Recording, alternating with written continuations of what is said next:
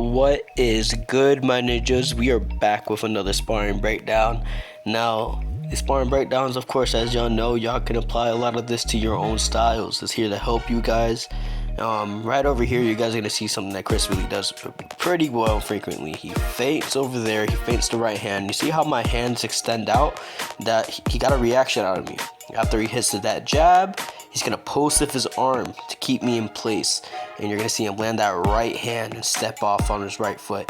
Now, that was textbook, guys. The way he kept me in place so he could land that right hand was damn near perfect.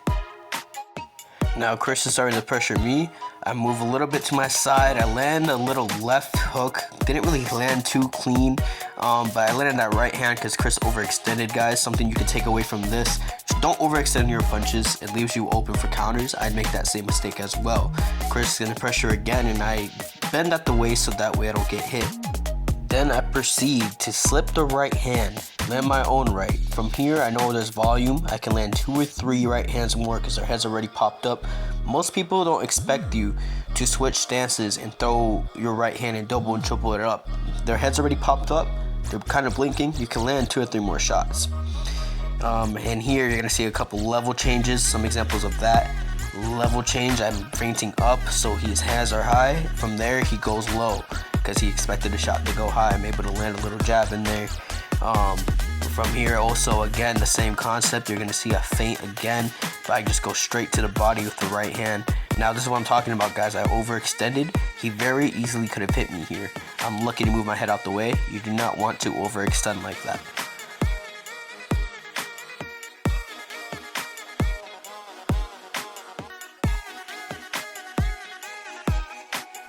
So I try to get my head offline, throw a couple shots to pressure. We both kind of land a little hook here, as you guys are going to see. He lands a hook, I land a hook. Chris used some good footwork because when I throw my right hand, he exits it off with his lead leg off on an angle. And you see him play by the ropes. Exit right out, you reset a little bit. From there, he steps out my lead leg. When you step out the lead leg, you create an angle where I'm not really going to be able to hit you with straight shots. And he created a perfect angle to hit me in the stomach. So you want to step out the front foot, guys, and you create those angles. And right here, another perfect example of what just happened. He stepped out my lead foot, and he kind of feinted at my body and hit me in the head with the hook. I am able to land a jab just because it kind of went up, but there's no real power behind it. Then I land a hook as he landed his uppercut. From there, I'm kind of inching my way forward. He kind of throws his right hand. I see it coming, so I roll it off, throw my own jab, skids off the side of his head, nothing really too crazy. He overextended again though, so that's why I'm able to land 2 cheap little shots there. Again, guys, the thing about overextending, guys, sometimes you can land a shot, but if you miss, you're going to be open for a counter. So make sure you try your hardest not to overextend on your shots.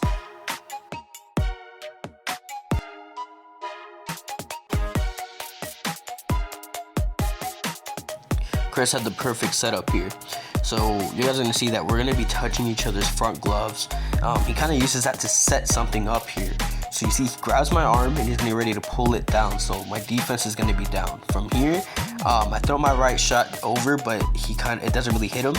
And as he pulled my arm down, he was able to land his own shot. So he pulled my arm down and made me defenseless, guys. It was really beautiful.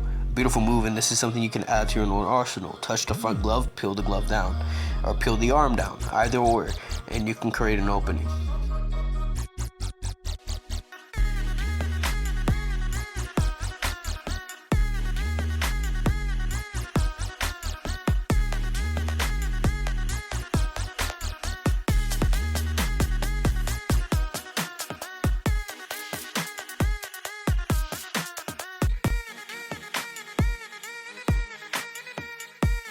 Here, Chris uses some fancy footwork again, beautiful footwork. So you're gonna see he's using his front hand to blind me so I can't really see. He's disguising his movements. Steps outside my lead foot, able to land his short little shot on the inside. Nothing too hard or anything, but it scores, and that's what matters, guys. Sometimes you gotta think about the small shots that will score and break your opponent down. At the end of the day, this is fighting, but it's also competition. And if you're getting ready to compete, guys, little tricks like that could help you. Footwork, little shots like that are what scores as well.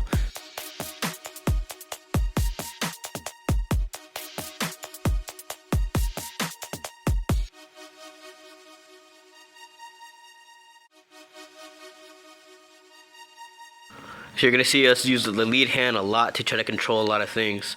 And as you guys see in the slow motion, lead hand trying to control each other. He shoots his backhand straight forward. It grazes off the top of my forehead.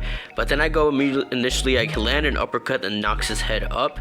And that's our right hand over. It doesn't really hit him. It hit his glove.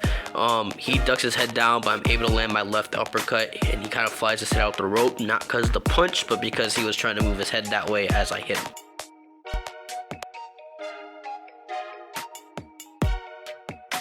Here I go straight into the slip and counter. He throws the backhand again. I know it's coming, so I slip.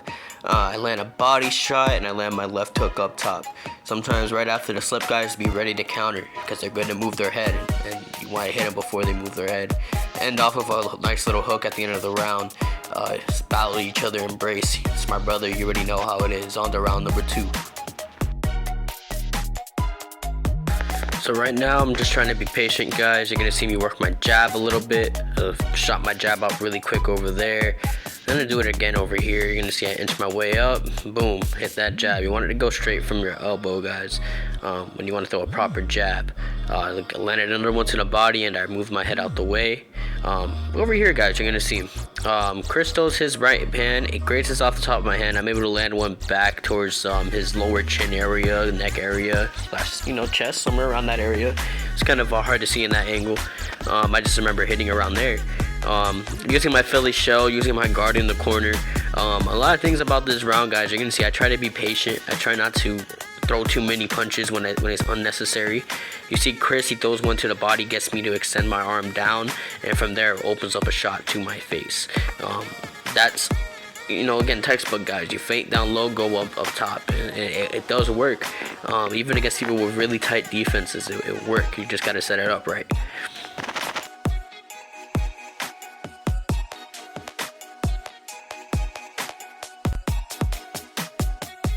Here I try to work my Philly shell a little. I roll off the shots. I'm feeling myself a little bit. I'm thinking that, I'm rolling off the right hands, that they're not gonna hit me.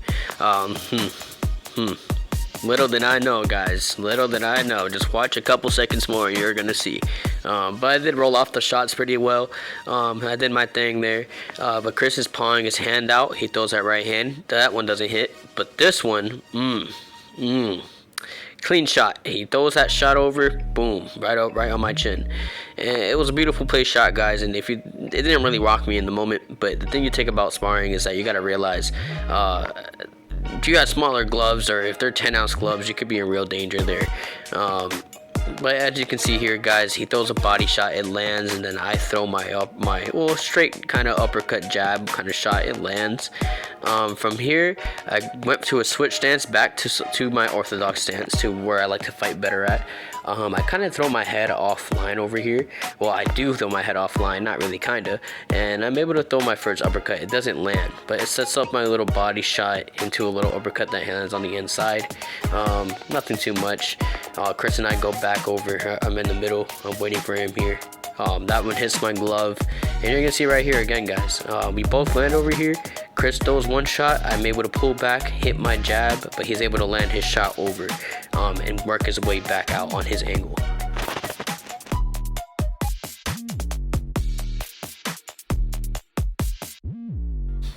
You guys are going to see in these rounds that we do both love to counterpunch. We just have different styles of counterpunching. Chris lands the harder counterpunches like that, the ones that are kind of more solid, and I land the more cheap, annoying shots like I do right here. So you're going to see I throw my right hand. This first one doesn't really hit him. It grazes him, but it doesn't really hit too clean. The second one does. You see his head get knocked back a little bit on that second right hand. As I come forward, I switch to my orthodox stance, but Chris rolls and he's able to land one body shot in the middle and then that hook up top. That body shot took all the attention away from what was going on up top. You're gonna see him land another uppercut up the middle that knocks my head up, and then from here, I'm thinking that I can't lose this exchange, so I gotta throw something back. I land a jab. After that jab, I'm kind of measuring with my front hand. I land an offline 2. My head's offline. He's posting, but I know that there's something there when he's posting, so I land a good 3 right hands there and a body shot. You can, like I said, guys, earlier in the video, triple and double up your right hands in certain times. It may not be super hard, but it will score. Again here, I go down low and then I feint high and go low after. So you see, I feinted high, went low to the body. Chris already had not really a rib injury, but his rib was hurting a little bit from sparring earlier in the week. It was sore, so that's why you see him fall over there, guys. It was also a really good play shot, but I'm not gonna act like he wasn't hurt, because he was already. Over here, guys, you're gonna see me pressure a little bit more. I noticed he's tired. This is the main reason why he fell, because you know that he was hurt by the body shot from his rib earlier in the week. So of course that was gonna make him a little bit tired. Here I'm gonna freeze frame this so you guys see he lands that first uppercut, and that's gonna set up for him to land his right hand. Sometimes you need to hit that first shot to knock someone's head up, so you can land that right hand after, and or your left hand, whatever that shot may be. And again here, guys, you're gonna see me slip and rip. I slip, I land that first body shot into my left hook, one of my favorite counters. You can always just do that if you see the right hand or the left hand coming, slip and counter right away before they even have a chance to move their head. And as you see coming up here, guys, I'm pushing forward with my lead hand. I slip and rip right again. I slip, I throw the first body shot, but it grazes off. That left hook grazes off the top of his head, but the right hand at the end lands very clean at the end of the round. Now this is beautiful work with Chris. Chris is my brother, one of my favorite sparring partners. We get beautiful work every time. This concludes the video. Please remember to like, comment, and subscribe. Ooh-sa!